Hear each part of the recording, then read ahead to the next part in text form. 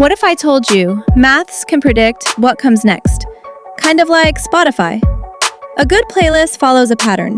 The vibe changes, the order makes sense, and somehow the next track just feels right. Sequences work exactly like that. And today, we're going to learn how to spot hidden patterns in numbers so you can predict what comes next, without writing out 100 terms. Headphones on, let's build the playlist.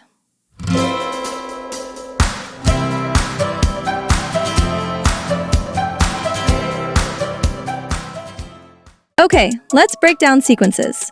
Think of a sequence like a curated playlist. Each song or number follows the last one in a specific order. The simplest pattern is the term-to-term rule, like your Snapchat streak just adding one each day. But what if you need to find the 100th term? You don't want to list them all out. That's where the nth term, t sub n, comes in. It's a master formula that lets you find any term in the sequence just by plugging in its position, n. We've got a few types on our playlist. Linear sequences are the most straightforward. They go up or down by the same amount each time, the common difference.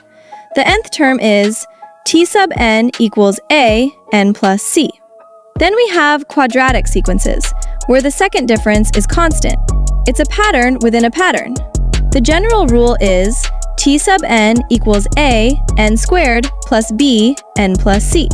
Cubic sequences are the next level, where the third difference is constant. Finally, there are exponential sequences. These grow super fast, like a viral video. Instead of adding, you multiply by the same number each time. The key is to spot the pattern by finding the differences first. That tells you what kind of sequence you're dealing with and how to find its unique nth term formula. Now that you can spot patterns in sequences, let's level up.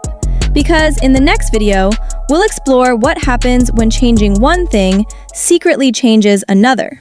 That's exactly what we're covering next in direct and inverse proportion.